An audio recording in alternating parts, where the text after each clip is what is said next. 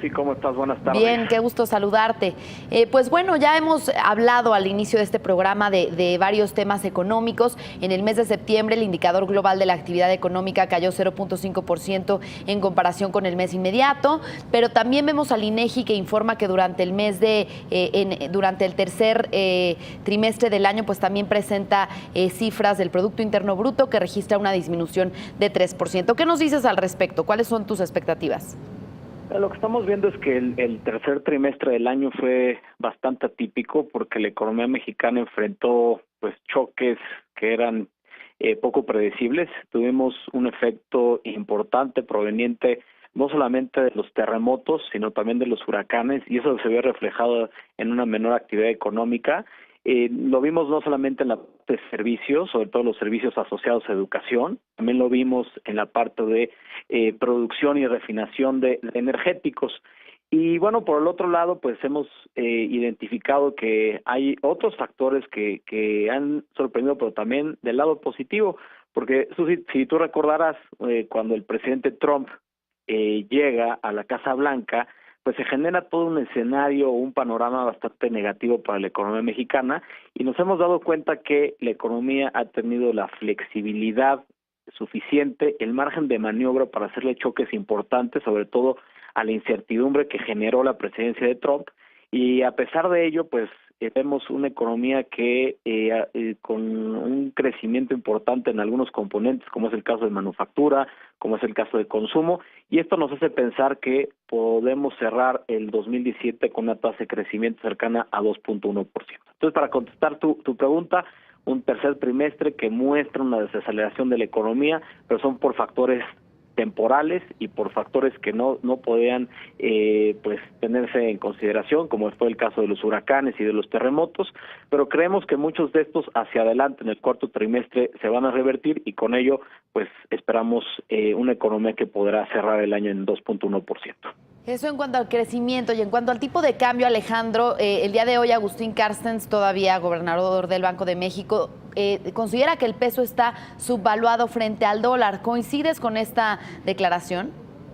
Me parece que sí. Yo creo que el fair value de la divisa mexicana está todavía por debajo del nivel en donde estamos operando actualmente.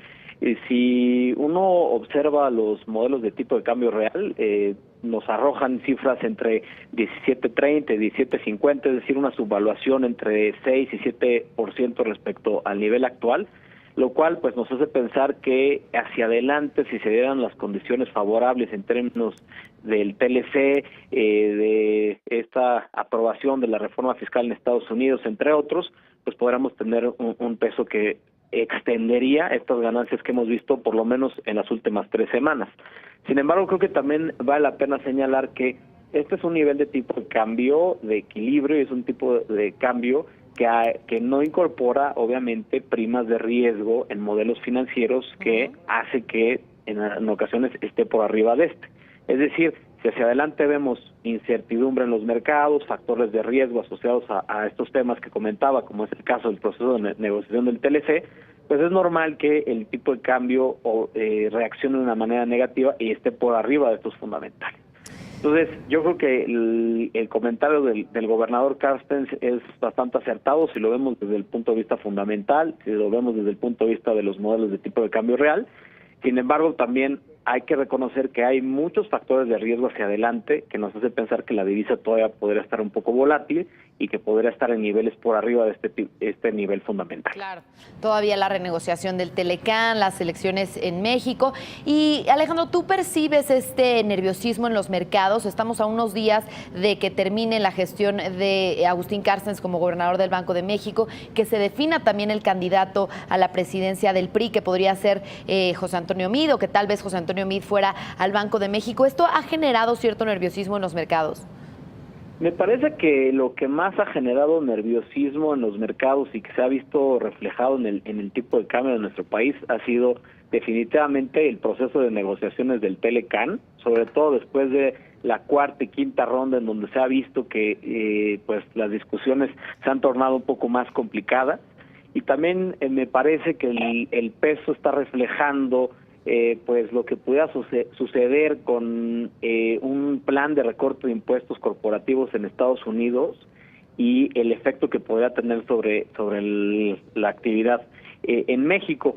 Yo creo que incorpora en menor medida estos temas locales. Me parece que los inversionistas globales, si bien están atentos a quién va a ser la próxima cabeza del Banco de México, reconocen que es una institución sólida con una trayectoria bastante buena, y me parece que independientemente de quién sea la cabeza, tanto los candidatos se ve que pueden ser personas preparadas para pues llevar a cabo por buen puerto la política monetaria y la política cambiaria, y además creo que hay un reconocimiento de que Banco de México es una institución sólida, que ha sido muy prudente al llevar a cabo pues la política monetaria, y que probablemente esta prudencia, esta congruencia, esta solidez de la institución pues va a prevalecer independientemente de quién sea el que quede a la cabeza de Banco de México.